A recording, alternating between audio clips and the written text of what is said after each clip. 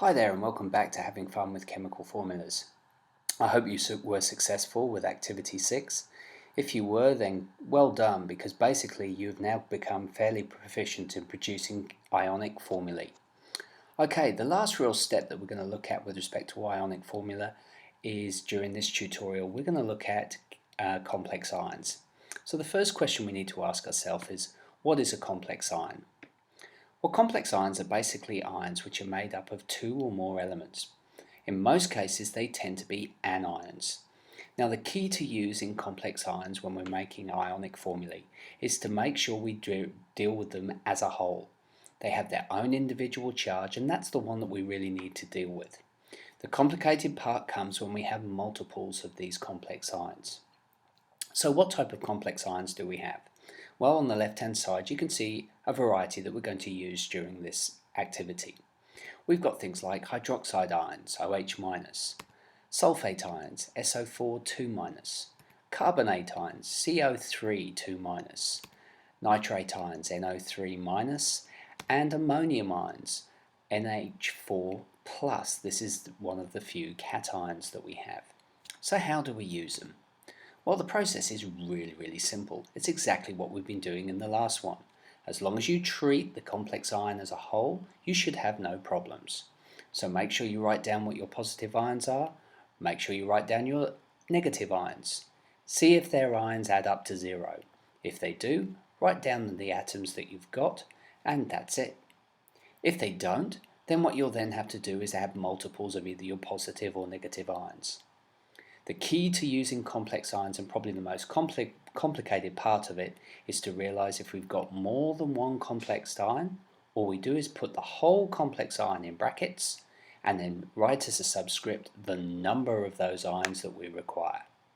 It's probably easier if we try a few examples. So make sure you've downloaded Activity 7 and work through the examples with me.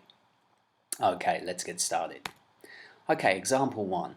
In this case, we're going to make the ionic compound sodium hydroxide. So to start off with, we need our positive ion, sodium. We'll put that in the CpZ, and then we need our negative ion, hydroxide, OH-. Join the two together, and there's the chemical bond. So let's check and see how their ions compare when we can put them together. So in the calculation zone, we'll put the number of positive ions, +1. The number of negative ions is -1. When we combine those together, hey, we get 0. This means that the compound is now stable, so we can ignore this middle piece. So in order to work out what the ionic formula of this compound is, we write down the symbols and the number of those atoms that we've got. We've got 1 sodium and we've got 1 hydroxide. Remember, hydroxide is written OH. So the formula overall is NaOH. That means 1 sodium joined with 1 hydroxide. Easy. Okay, let's look at example 2. In this case, we're going to use sodium. We're going to make the compound sodium sulfate. Again, we've got sodium, which is a 1+ ion, but we've got this complex ion sulfate, 2-. The key to this is realizing that the SO4 stays as it is. All we're going to do is start looking at the ions.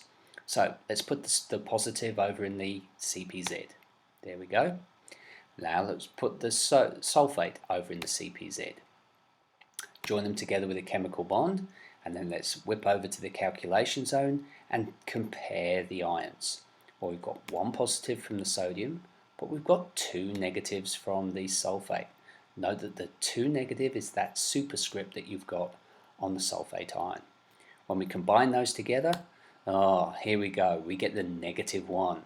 Now this is the point where we don't panic, we take a deep breath, and we logically work through the problem. We need to convert that -1 into 0. So what must we add? Well, it's simple, we must add another positive ion. The only positive we can add is sodium. So let's put one over there and join it together. Alright, let's do the calculation again. So in this case, in the CpZ, we've got 2 positives joined with 2 negatives. Hey, that's 0. They're now stable. So how do we write the formula? Well, we've got 2 sodium ions. Remember, the number of ions that you've got goes down as a subscript. So it'll be Na2. The sulfate is always written as SO4. So the formula must be NO2SO4. Okay, let's do one more. In this case, we're going to make the ionic compound calcium hydroxide. The calcium is our cation, 2+. Our hydroxide is our anion, OH-. Okay, let's put our calcium over in the CpZ. There it goes. And our hydroxide, and combine them with a chemical bond. Okay, let's do the calculation zone. So the number of positives in the CpZ is 2+ from the calcium. But the number of negatives is 1-, that's from the hydroxide. Combine those together, we get an overall total of +1. They do not equal 0. Deep breath time. Okay, how do we convert +1 into 0? We need to add a negative. The only negative we can add is the hydroxide, so let's do that. Join it together with a chemical bond. Alright, let's go back to the calculation zone and see what we've got now.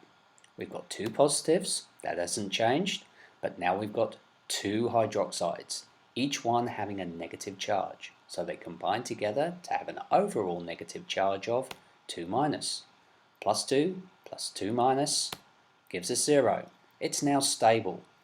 Now, how do we write this? Well, we've got 1 calcium ion, so that's just written Ca. But we've got 2 hydroxide ions.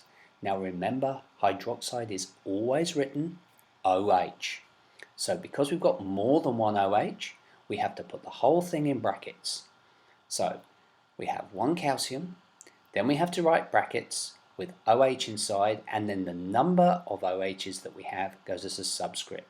We've got 2 OH-. So the formula that we have for calcium hydroxide is Ca brackets OH twice.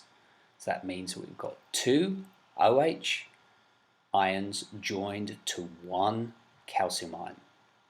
Okay, so now what we want to do is try and practice some of these ideas. It is going to take practice, but follow the process through. Use this video to help you as you go through the examples. And I'll see you at the next tutorial. Okay, so good luck on activity 7, and thanks for watching.